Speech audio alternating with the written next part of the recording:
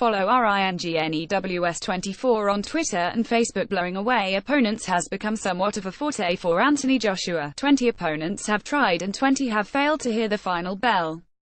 Although most recently Vladimir Klitschko lost after a humdinger of a battle and Carlos Takam was unlucky to be stopped under the circumstances. Fight fans are now asking the question, can anyone last the distance with a heavy-handed London puncher? One person who would stand a great chance is Tyson Fury. It's becoming increasingly harder to mention the big Manchester heavy when discussing serious fights in the sport's glamour division. Will Fury definitely return to the ring in 2018?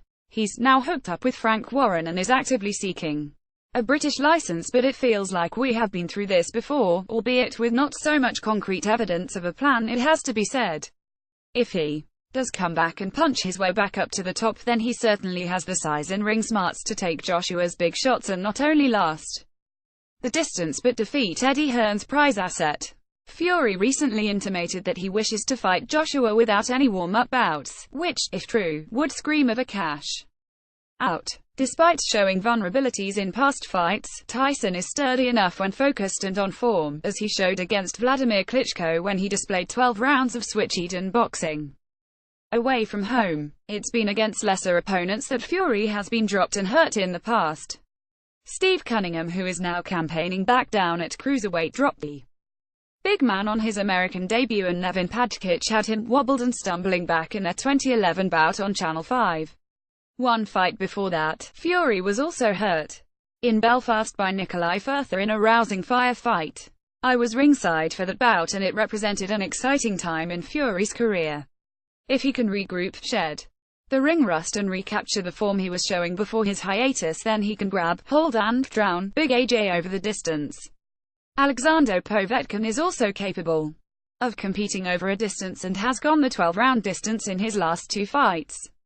It's hard to assess Povetkin now, given that he has a strong history of ped usage. When he was blasting out the likes of Mike Perez so impressively, was he displaying genuine power or was he being assisted?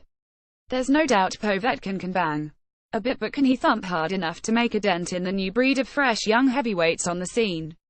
Now aged 38, Povetkin has always displayed a fairly solid beard over the years and showed his durability in his only career defeat on record, in 2013, when Vladimir Klitschko dropped him numerous times in a dour affair in Russia. If Joshua adopted similar tactics to WLAD, then it's hard to see Povetkin enjoying any great success, but he may be able to absorb the big shots for long enough to frustrate Joshua, who tends to tire after the midpoint in fights.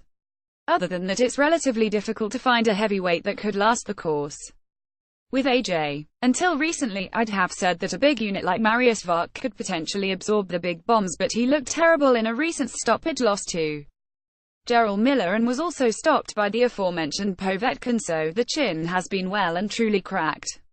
Dominic Breazeale is a durable enough character and took his lumps against Joshua but eventually caved in under pressure. Could the blockbuster unification between Joshua and Deontay Wilder last the distance, with both men using boxing tactics to avoid each other's power? This sport has a way of throwing up some odd results, but I'd be mightily surprised if we heard the scorecards in that one.